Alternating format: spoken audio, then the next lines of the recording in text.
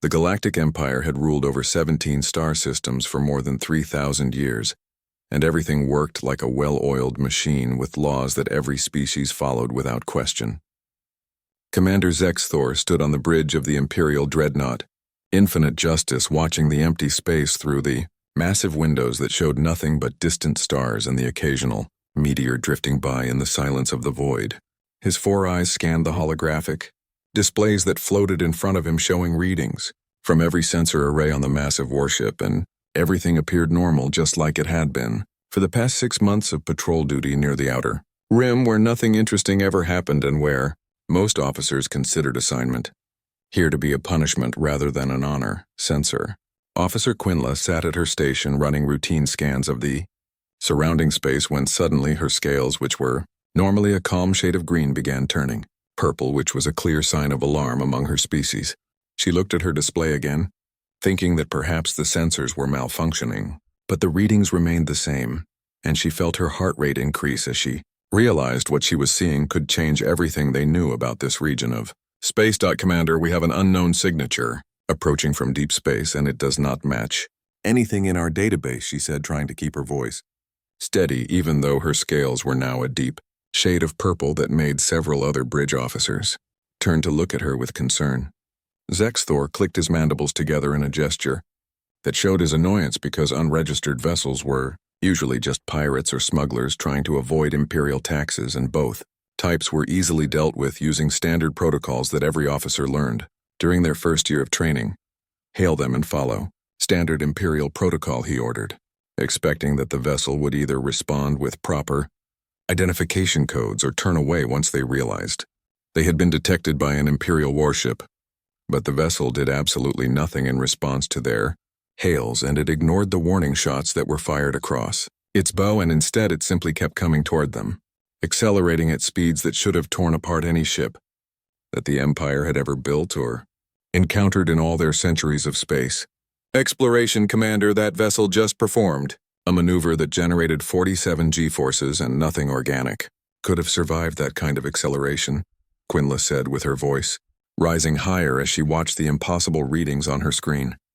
Zexthor reasoned that the vessel must be automated, because no living crew could withstand such forces, but doubt began creeping into his mind because even their best military drones could not perform such maneuvers without their systems failing. Ready all weapons, and if it does not stop within the next 2 minutes, we will reduce it to debris, he ordered, and the weapons officer began charging the main beam cannons that could vaporize a small moon if fired at full power. The approaching vessel was strange in ways that made Zexthor uncomfortable, because its design was sleek and angular, with lines that seemed to defy every principle of imperial engineering that had been refined over thousands of years. It had no obvious weapons ports that he could see, and no shield generators visible on its hull, and its energy signature was completely different from anything in the known galaxy, which made him wonder where such a vessel could have come from. Lieutenant Varin worked quickly, pulling up trajectory analysis and astronomical data, trying to determine where the vessel had originated, and when he found the answer, his face went pale, which was remarkable considering his species normally maintained strict emotional control. Sir, based on the trajectory, this vessel came from Sector 7741J, he announced, and the entire bridge fell silent because every officer knew what that sector contained. Thor felt his blood run cold as he stared at the tactical display showing the approaching vessel, because Sector 7741J was marked in red on every Imperial star chart, and every navigation system automatically routed ships away from that region. It was the sector containing Earth, which was the quarantined world inhabited by strange bipedal creatures called humans, and it was a sector that every species in the Empire had agreed to avoid completely after the disastrous first contact incident that had occurred 2 centuries ago. That is impossible, he muttered while his 4 eyes remained fixed on the display, because Imperial intelligence had confirmed just 50 cycles ago that the humans did not have faster-than-light capability and were still confined to their own solar system. Well, they seem to have it now, sir, and that ship is headed straight for us, Varn replied grimly as he double-checked his calculations, hoping he had made an error, but the numbers remained the same. The human vessel slowed as it approached the infinite justice, and it stopped with perfect precision, exactly 10,000 kilometers away from the Imperial dreadnought, which showed a level of navigation skill that impressed Zexthor despite his growing concern. For a long moment nothing happened, and both ships simply floated in space, facing each other like two warriors sizing each other up before a battle. Then a communication channel opened, broadcasting on frequencies that the Empire had not used in generations because they had been replaced by more efficient quantum entanglement systems. A voice that was clearly translated through some sophisticated computer system filled the bridge, and it belonged to a human male whose tone was calm and measured, despite the tense situation. "This is Captain Jake Morrison of the Earth, vessel Frontier Spirit, and we come in peace requesting permission to establish diplomatic relations with the Galactic Empire, and we apologize for any alarm our approach may have caused," he said, and there was something in his voice that suggested confidence rather than fear. The bridge of the infinite justice fell completely silent as every officer stared at the communication console as if it had suddenly transformed into something dangerous. Zexthor felt his mind racing through the implications of what was happening, because humans were here with faster-than-light travel, which meant that everything the Empire knew about them was now obsolete. The carefully maintained balance of power between the 17 member species and the territorial agreements that had kept peace for centuries were suddenly meaningless because a new player had entered the game. "Sir, what are your orders?" Quinla asked quietly, and her scales had now turned almost black, which indicated extreme stress. Zexthor straightened his posture and took a deep breath before responding, because he knew that whatever he did next would be recorded in the histories and analyzed by future generations. "Open a channel," he ordered, and then added, "Contact Imperial Command immediately, and tell them we have a situation that requires the attention of the High Council itself, because this was far beyond his authority to handle." While Commander Zexthor waited for orders from Imperial Command, he decided to access the classified files about humanity, because every officer above a certain rank knew the story, even though it was kept secret from the general population to avoid widespread panic that could destabilize the carefully maintained social order. 200 years ago, an Imperial science vessel had discovered Earth quite by accident while conducting a routine survey of unexplored systems in the outer regions of the galaxy, and the planet had appeared to be perfect for study, with its blue oceans and green land masses, teeming with diverse forms of life. The dominant species appeared to be in their early industrial age, nowhere near achieving space travel, which made them ideal subjects for observation and eventual integration into the Empire as a client species that would benefit from superior Imperial technology and guidance. The science team made what would later be recognized as a critical error in judgment, because they assumed, as they had done with dozens of other primitive species, that humanity would be awed by their advanced technology and willingly submit to Imperial guidance without resistance.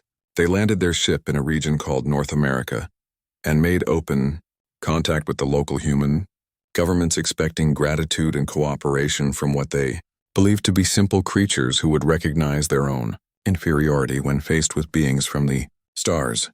The humans were indeed fascinated by the alien visitors and their amazing technology that seemed like magic to people who had barely begun exploring their own planet. For about 3 days everything went according to the Imperial protocol, and the science team sent back glowing reports about how receptive and intelligent these humans appeared to be, and how they would make excellent additions to the Empire once they were properly educated. Then humanity did what humanity apparently did best, which was to adapt and learn and weaponize everything they could get their hands on with a speed that shocked the unprepared Imperial scientists. Within a month, the scientific team found themselves besieged by human military forces that used tactics and strategies the Empire had never encountered in thousands of years of exploration and conquest.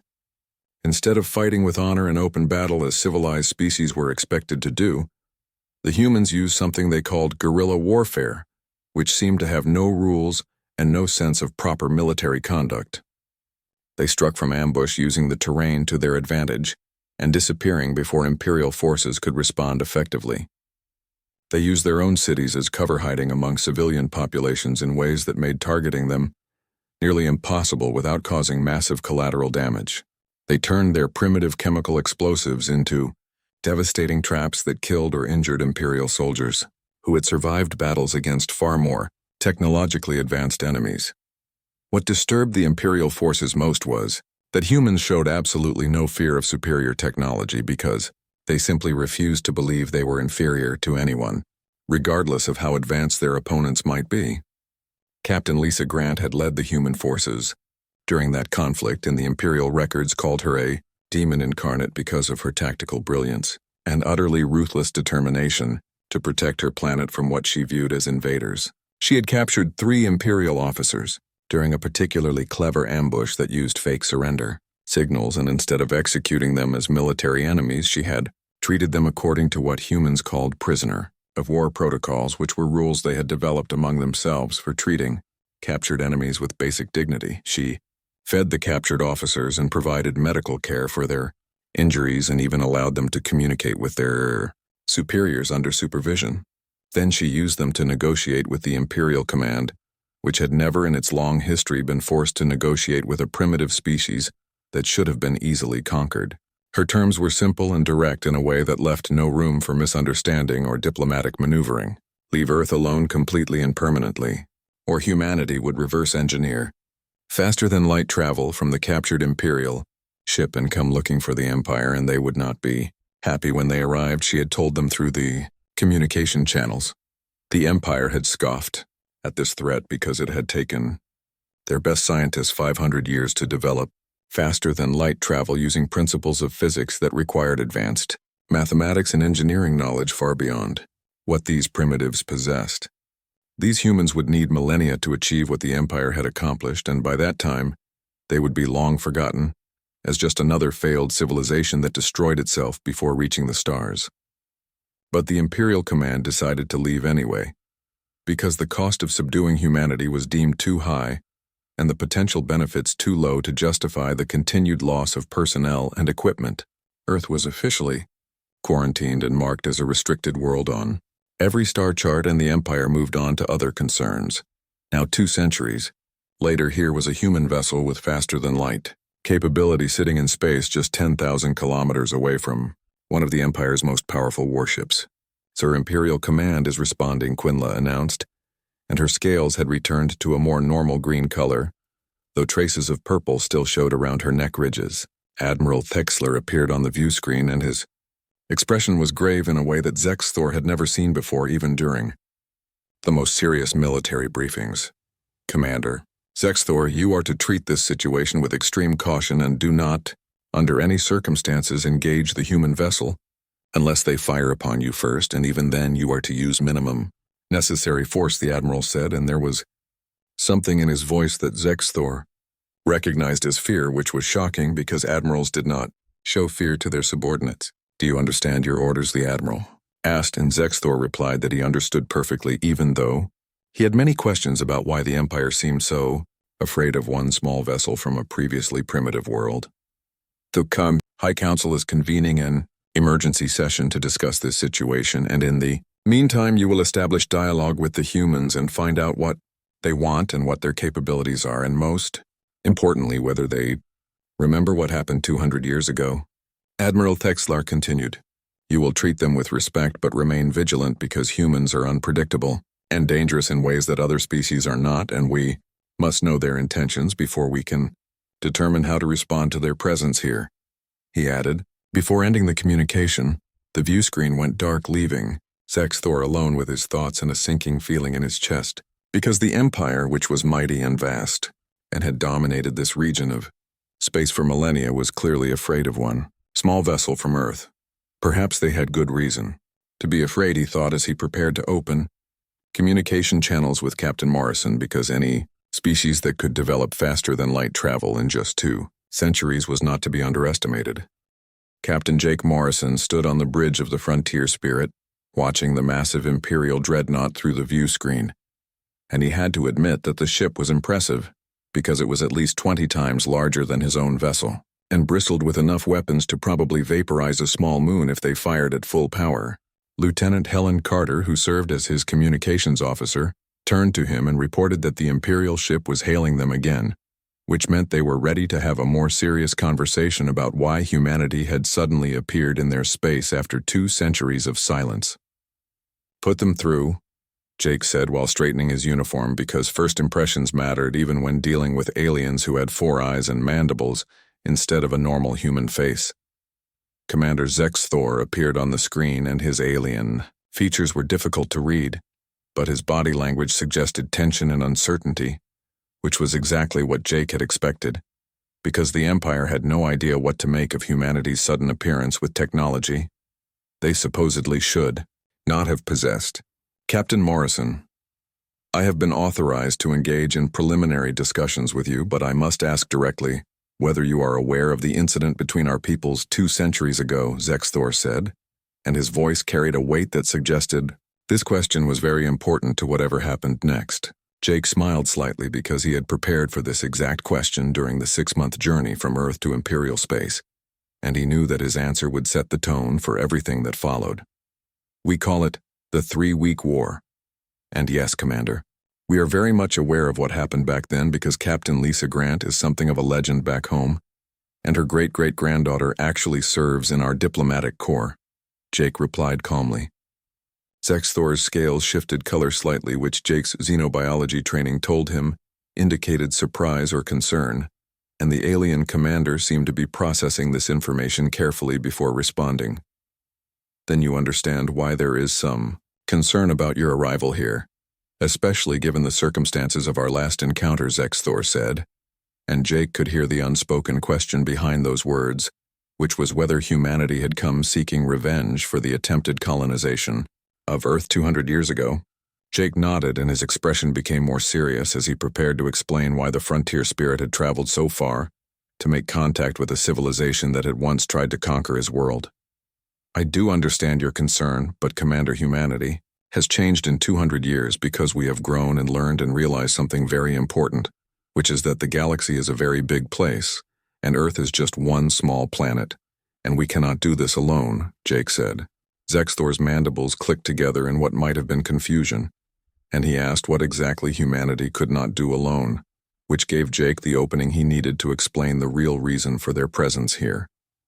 Survive, Jake said simply, and let that single word hang in the air between them for a moment before continuing. Look, we know what is happening on the Empire's northern frontier, because we have been monitoring your communications for the past 50 years, and we know about the Vrax swarm pushing into your territory, and we know that you are losing ground against them, he said, and watched as the bridge of the infinite justice went completely silent. That information is classified at the highest levels of Imperial security, and there is no possible way you could know about the Vrax threat, Zexthor said, and his mandibles clicked rapidly in agitation, while his scales shifted through several colors that indicated confusion and alarm. Jake had expected this reaction because the Empire prided itself on its security systems, and learning that humans had been listening to their communications for half a century would be a significant blow to their confidence. Because we have encountered them too, Jake replied grimly, and his expression darkened as he remembered the reports from 3 years ago when Earth's outer defense stations had detected the Vrax scout force. 3 years ago, a Vrax scout force entered our solar system, and we barely managed to destroy them before they could report back to their main fleet. But we learned something from studying their ships and their technology, he explained. They are not just expanding randomly into this region of space, but they are running from something even worse and pushing into Imperial territory because they have nowhere else to go, and when they arrive in force, Commander, no single species will be able to stop them, he continued. Not us and not you and not anyone fighting alone, which is why we need to work together. He finished.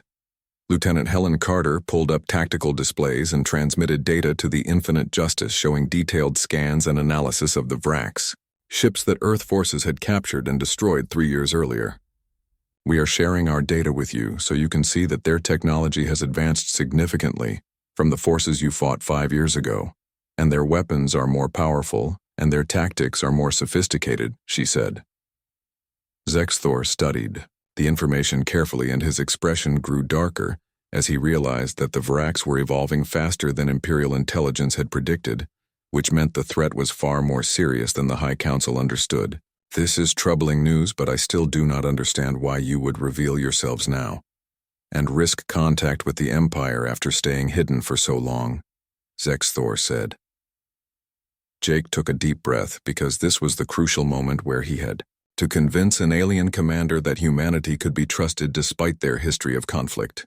Because we need allies, and whether the Empire likes it or not, we are your best chance at surviving what is coming because humanity developed faster than light travel in 200 years, precisely because we had to, Jake said firmly. We knew you were out here. And we knew we were vulnerable, and we knew that eventually something would find us, so we pushed ourselves and innovated and refused to accept limitations that other species considered absolute. He continued, And what exactly are you proposing? Captain Zexthor asked carefully because he was beginning to understand that this human had not come all this way without a specific plan in mind. An alliance, Jake replied without hesitation. Share your knowledge and your technology and your resources with us. And in return, humanity offers something the Empire desperately needs, which is innovation and adaptability and tactics that your enemies will not expect, he said. We offer soldiers who do not know how to give up, and engineers who think the impossible is just a starting point, and scientists who can solve problems in months that take your people years to figure out, he added. Zexthor was quiet for a long moment while he considered the implications of what the human captain was proposing, because an alliance between humanity and the Empire would change everything about how the galaxy functioned. You understand that I cannot make such a decision because this would require approval from the High Council itself, Zexthor said finally. We understand completely, which is why we would like to request permission to travel to the Imperial capital and present our case directly to your leaders, because we are not asking for trust, Commander, but we are asking for a chance to earn it, Jake replied. Before Zexthor could respond, alarms blared across both bridges, and Quinla shouted that multiple contacts were entering the system, and their configuration matched Vrak's assault patterns, with an estimated 24 ships including frigates and larger vessels. The Vrak ships emerged from faster-than-light travel in a coordinated pattern that showed military discipline, and immediately began spreading out to surround both the Imperial dreadnought and the human vessel like predators circling their prey.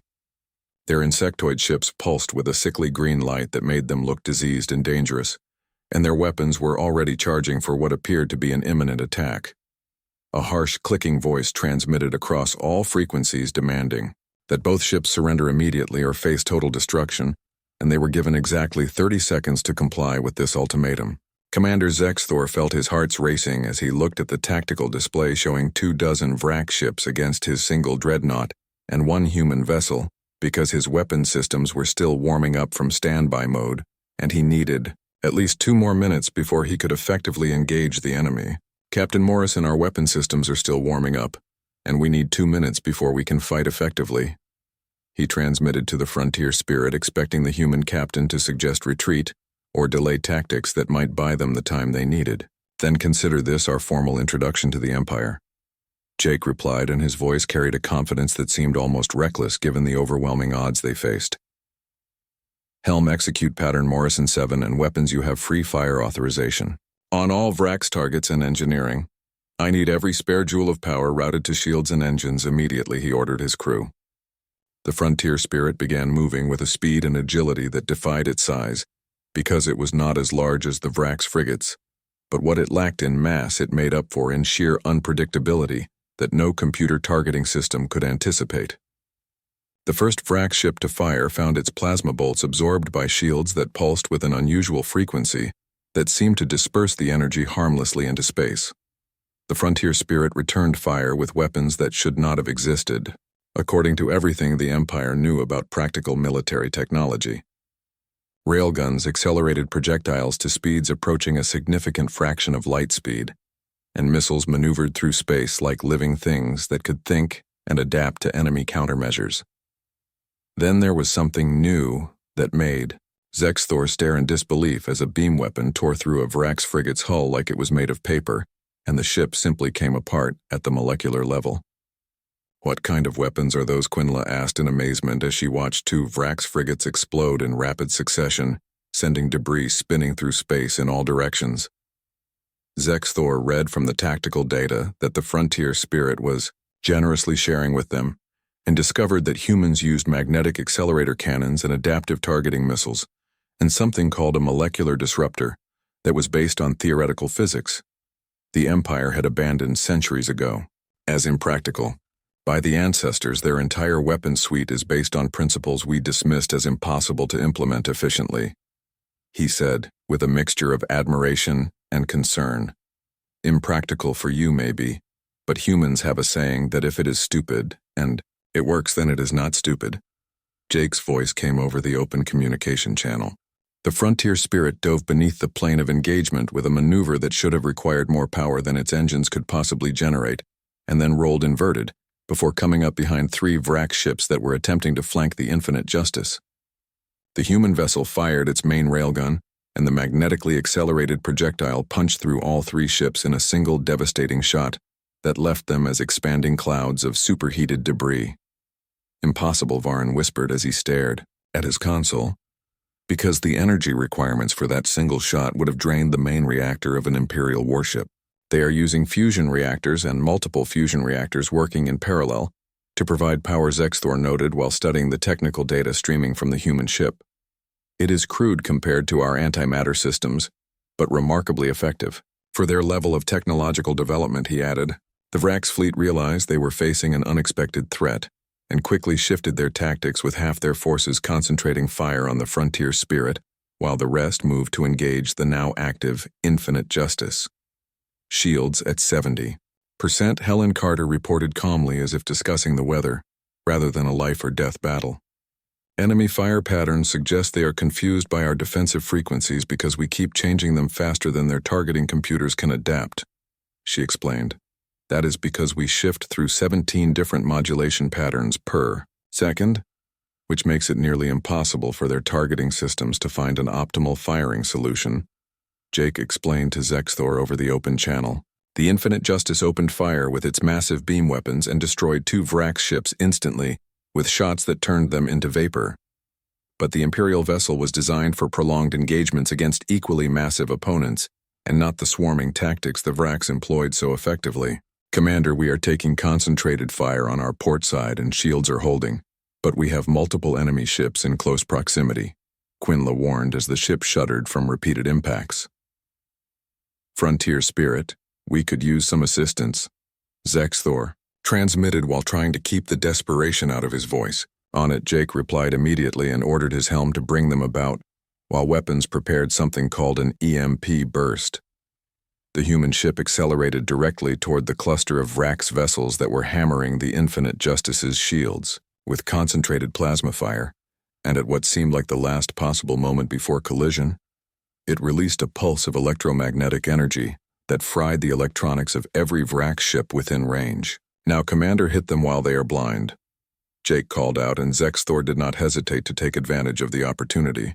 The Infinite Justice's weapons carved through the disabled Vrak's ships like a scythe cutting through wheat and within. Seconds, 8 enemy vessels were reduced to expanding clouds of debris that would eventually disperse into the void. The remaining Vrak ships suddenly seemed to realize they were not facing easy prey, but rather 2 opponents who worked together with deadly efficiency, and they attempted to retreat. The Frontier Spirit accelerated in pursuit with its engines, producing thrust ratios that violated several laws of physics that Zexthor thought were absolute. Let them go, Jake ordered suddenly, and his weapons officer questioned the command, but Jake repeated the order firmly. Let them go, and let them report what they saw here today, and let them tell the rest of the Vrak swarm that humanity has entered the game, and we are not interested in playing by their rules, he said. As the surviving Vrak ships jumped to faster than light speed, an eerie silence fell over both bridges because everyone was processing what had just happened. Zexthor stared at the tactical display showing the debris field where 16 Vrak's vessels had been destroyed or disabled in less than 8 minutes by one human ship that was a fraction of the size of an Imperial dreadnought. Captain Morrison, I believe I now understand why the Empire decided to quarantine your world 200 years ago, Zexthor said slowly. Because we are dangerous, Jake asked, and there was a hint of amusement in his voice. No, Zexthor corrected him carefully. Because you are terrifying in ways that are difficult to quantify, because you take concepts we dismiss as impractical and make them work through sheer stubbornness, and you fight with creativity where we fight with doctrine, and you never ever stop adapting to new situations, he explained. So Jake said with a slight smile. About that meeting with the High Council, and are you willing to recommend we get an audience? he asked. Zexthor's mandibles clicked in what might have been a laugh, and he replied that after what he had just witnessed, he would personally escort them to the imperial capital, because the High Council needed to see this and all of them needed to understand what humanity was capable of achieving. 3 weeks later, Captain Jake Morrison stood in the Grand Council chamber on the Imperial homeworld, and the chamber was a marvel of architecture, with a massive dome supported by columns that reached toward the sky like fingers trying to touch the stars. Representatives from all 17 member species of the Galactic Empire sat in concentric circles, and their attention was focused entirely on the human standing at the center of the chamber, who represented a species that had been quarantined and dismissed as primitive for 2 centuries. Beside Jake stood Commander Zexthor, who had indeed personally escorted the frontier spirit to the capital world, and the journey had been enlightening for both of them because they had learned much about each other during those 3 weeks. Zexthor had learned that humans consumed a beverage called coffee that seemed to fuel their endless energy and ability to work through problems that would exhaust most other species. Jake had learned that the Empire was far more fractured than Earth's intelligence services had believed, with tensions between member species that threatened to tear apart the carefully maintained alliance. Captain Morrison spoke Chancellor Drixal, who was the leader of the High Council and an elderly member of the Krell species whose wisdom was evident in every slow, deliberate movement he made. We have reviewed Commander Zexthor's report of the engagement with the Vrak swarm, and we have also reviewed the historical records of humanity's first contact with our people. And we find ourselves at a crossroads, he said. The Chancellor paused to let his words sink in before continuing, and his voice carried the weight of someone who had spent decades making decisions that affected billions of lives. For 200 years we have maintained the quarantine of your world, believing that humanity was too dangerous and too unpredictable to be allowed into the wider galaxy. And after seeing what one of your ships can do, many on this council believe that fear was justified, he said. Murmurs of agreement rippled through the chamber from representatives who clearly feared what humanity might do with access to imperial technology and knowledge. However, Drixal continued while raising a hand for silence. We also face an existential threat in the Vrak swarm because they have conquered 12 systems in the past 5 years, and our projections suggest that without significant military innovation, the Empire will fall within a generation, he said. Jake remained silent and let the Chancellor speak because he understood that this moment required patience and careful diplomacy, rather than bold declarations. You offer an alliance, Captain, but what guarantee do we have that humanity will not turn on us once the Vrak's threat is eliminated, and what guarantee do we have that you will not use our technology to become conquerors yourselves? Drixal asked, and the question hung in the air like a sword waiting to fall. Jake took a deep breath because he had prepared for this question during the entire journey to the Imperial capital, and he knew that his answer would determine whether humanity joined the galactic community or returned to Earth in failure. Chancellor and members of the High Council, I cannot give you guarantees because no one can predict the future with absolute certainty, and anyone who claims otherwise is either a fool or a liar. Jake said honestly, I can only tell you the truth about who we are and what we have learned in the 2 centuries since we first encountered your people. He continued, humanity learned a hard lesson 200 years ago when your science vessel landed on Earth, because we learned that we are not alone in the universe, and that being alone would eventually lead to our extinction. He explained, we have spent 2 centuries preparing not for conquest but for survival, because we understood that eventually someone would find us again and we needed to be ready. He said. He gestured to the holographic display that showed footage from the battle against the Vrak's fleet, and every eye in the chamber followed his movement. Yes, we are good at fighting, because our entire history has been one of conflict and innovation, born from necessity and refusal to accept defeat even when victory seems impossible, he admitted. But we have also learned cooperation and diplomacy, and the value of diverse perspectives because we have over 200 nations on Earth, speaking thousands of languages, and practicing countless religions and cultures. He continued, we have learned to work together despite our differences because the alternative is extinction, and that is what we offer the Empire, which is not just weapons and tactics, but the experience of unity through diversity. He finished. Ambassador Claire Hendricks, who had been standing quietly to the side, stepped forward, and she was a veteran diplomat who had spent her entire career preparing for this moment. The High Council should also know that Earth's government has authorized me to share something with you as a gift of good faith, she said. She activated a data crystal, and information projected into the air showing complete technical specifications for human shield modulation technology and adaptive missile systems. We are sharing this freely, with no strings attached, to demonstrate our commitment to this alliance, she explained. The council chamber erupted in shocked conversations because sharing military technology so openly was unprecedented in the Empire's long history, where every species guarded their secrets jealously. Captain Morrison said Counselor Vensha, who was a female member of the Selenite species known for their logical thinking. You realize that by sharing this technology you eliminate your tactical advantage over us, she asked. Yes, Jake replied simply, and his answer was so direct that it caught many council members off guard. But we believe that a strong ally is worth more than a temporary advantage, and besides, he added with a slight grin, humanity will just invent something new. Because that is what we do best, he said with confidence that bordered on arrogance, but was somehow endearing rather than offensive. Chancellor Drixall studied Jake for a long moment, and his ancient eyes seemed to look into the human soul, searching for any hint of deception or hidden agenda. You are either supremely confident or supremely foolish, Captain, he said finally. Probably both, Jake admitted without hesitation. But I prefer to think of it as optimistic because believing that tomorrow can be better than today is what drives humanity forward, he said. The Chancellor's expression, which was unreadable to human eyes but clearly showing amusement to the other council members, softened slightly. Very well, and the High Council will vote on your proposal, but I must warn you that there is significant opposition to allowing humanity into the Empire because many species remember the stories of your people's violence, he said. Then let me offer one more thing, Jake said quickly. A challenge, if you will, because allow us to establish an embassy here on your capital world, and let your people meet humans and talk with us and learn from us, he proposed. If after 1 year, the High Council still believes we are too dangerous, we will return to Earth and never contact you again. But I think you will find that we are not monsters, he continued.